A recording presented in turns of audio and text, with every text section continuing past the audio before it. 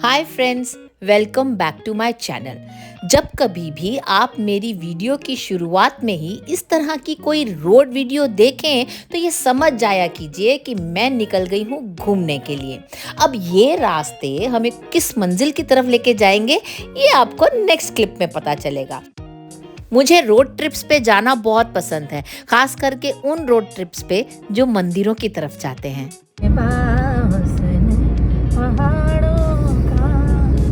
जो धूप में बादल आ गया, कितना प्यारा शॉट मिला। लीजिए, आज के इस सफ़र की मंजिल तक तो हम पहुंच गए। मेरी तरह आपने भी ये सुना तो होगा ही कि भले ही हम कितनी ही पूजा पाठ कर लें, अनुष्ठान कर लें, जगराते कर लें, कीर्तन कर लें, किसी भी तरह के व्रत कर लें, अगर हमने अपने कुल देवता या कुल देवी को याद नहीं किया तो उन सब का फल हमें नहीं मिलता। फल से मेरा मतलब उनका आशीर्वाद, उनकी कृपा हमें नहीं मिल पाती। और आज मैं किसी फल या कृपा के लिए नहीं, माँ से माफ़ी मांगने के लिए आई हूँ। माफ़ी उस गलती की जो मुझसे और मेरे परिवार से अनजाने में हुई। न जाने कैसे मैं इतने सालों तक कभी माँ के दरबार में आई ही नहीं। दरअसल मेरे हस्बैंड को भी शायद उनके माता पिता ने उतनी अच्छी तरह ये बात नहीं समझाई होगी कि अपनी कुल देवी के दर्शनों के लिए हमें हर साल जाना चाहिए। जय माता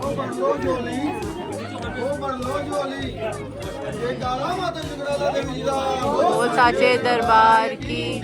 आज अपनी उसी गलती की माफ़ी मांगने के लिए मैं माँ के दरबार में आई हूँ, इस उम्मीद के साथ कि माँ अपनी बच्ची से अनजाने में हुई इस भूल को माफ़ कर देंगी।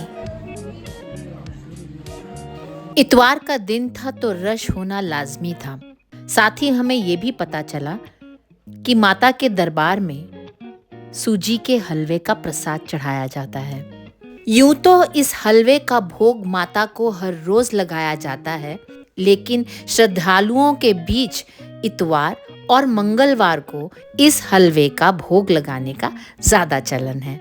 जब तक सूजी का हलवा बनता तब तक मैं खुद को माता के दरबार में जाने से रोक नहीं पाई। माता के दरबार की छटा देखते ही बनती थी।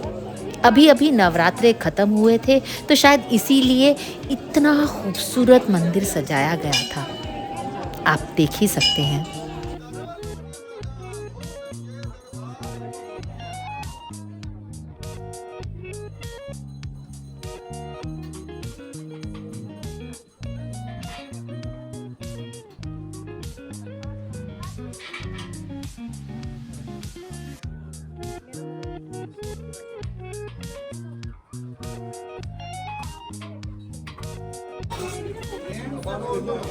जय माता दी, जय माता दी। मंदिर के नीचे से ही प्रसाद की दुकान से फोन आ गया था कि प्रसाद बन गया है। तो बस हम झट से गए और जाकर थाली ले आए। अब तो माता से बस यही प्रार्थना है कि माँ इस भोग को स्वीकार करके हमसे हुई इतने सालों की भूल को माफ कर दे। भीड़ अब कुछ और बढ़ चुकी थी। हम भी अपनी थाली लेकर माता को भोग लगाने के लिए लाइन में लग गए। अब तो बस यही इंतजार था कि माता इसे स्वीकार कर ले। किसी को झंडा मिल रहा था, किसी को चुनरी मिल रही थी, किसी को प्रसाद मिल रहा था, और मैं माता की तरफ देखकर सिर्फ अपने लिए और अपने परिवार के लिए माफ़ी का दान मांग रही थी कि हे माँ, हमसे जो कोई भी भूल चूक हुई है, जैसी भी हुई है, अनजाने में हुई है, हमें अपना बच्चा समझकर माफ कर दो। मैं मन ही मन प्रार्थना कर रही थी, क्षमा मांग रही थी कि तभी बड़े पंडित जी ने मुझे इशारा कर कर मेरे हाथ से वो थाली मांग ली। उसी पल मुझे ऐसा लगा जैसे माँ ने मुझे और मेरे परिवार को माफ कर दिया, और अगले ही पल माँ ने मुझे अपने पहले दर्शन दिए। माँ को भोग लगा और हमें प्रसाद भी मिला।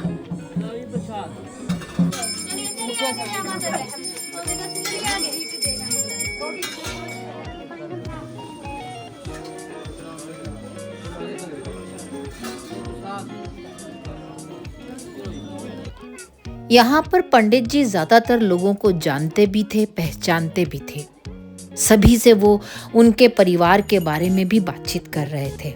मुझे लगा कि अगर माता रानी मुझे भी इसी तरह बुलावा देती रहेंगी और मैं यहाँ आती रही तो मैं भी माँ के इस परिवार का हिस्सा बन सकती हूँ। पता नहीं वो कौन सा बोझ था जो मुझ पर से उतर गया था। मुझे बहुत ही हल्का महसूस हो रहा था। तकरीबन 1-1.5 घंटा हम मंदिर में घूमते रहे। माता के दर्शनों के बाद मेरा ध्यान और भी मंदिर की सजावट की तरफ जाने लगा। देखिए कितना सुंदर लग रहा है यहाँ से। माता के दरबार का तकरीबन हर जंगला मन्नतों के धागों और चुन्नियों से भरा पड़ा था।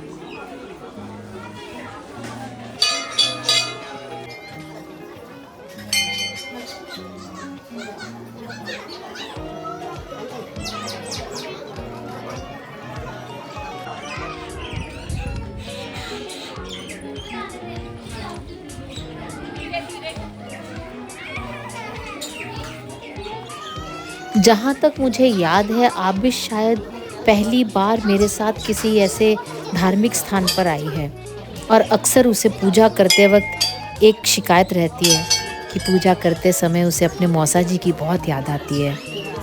आखिर उसने हमेशा पूजा अपने मौसा जी के साथ ही की थी।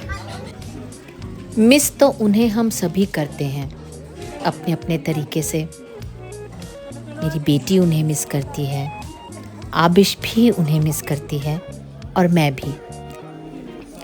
अब वक्त हो चला था इस प्रसाद को कंजकों में बांटने का।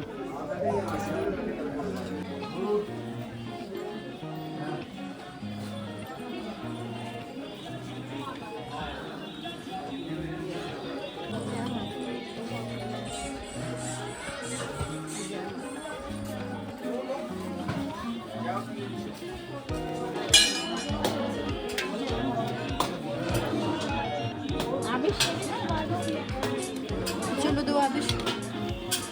मुझे यकीन है कि देवी सा रूप लिए इन कंजकों के हाथ से मिले आशीर्वाद के साथ साथ मुझे माता शुक्राला का भी आशीर्वाद मिलेगा। सबकी झोलियां भरने वाली शुक्राला माता की जय। माता का दरबार हो और कोई लंगर खाए बिना चला जाए ऐसा तो हो ही नहीं सकता। और वो भी तो कहते हैं कि हर दाने पर खाने वाले का नाम लिखा होता है। कब से माता के दरबार में आना था मुझे। अब ये बात तो माँ ही जाने कि मैं टैडी को लाई हूँ या टैडी मुझे। जय माता दी। मैं यहाँ पर अशोक भाई साहब का विशेष कर धन्यवाद करूँगी जिन्होंने शुक्राला माता के दर्शनों के लिए हमारी सारी व्यवस्था का ध्यान रखा। अगर आप भी शुक्राला माता के दर्शनों के लिए आना चाहते हैं तो लोकेशन और डिटेल्स मैं डिस्क्रिप्शन बॉक्स में डाल दूँगी। और अगर आप अशोक भाई साहब से संपर्क करके उनकी सेवाएं लेना चाहते हैं तो आप मुझे डायरेक्ट मैसेज कर सकते हैं। मैं उनका नंबर आप लोगों के साथ शेयर कर दूंगी। आगे के सफ़र में क्या क्या हुआ, हम कहाँ कहाँ घूमने के लिए गए, ये सब देखने के लिए देखते रहिए लाइफ ऑफ कंचन गुप्ता।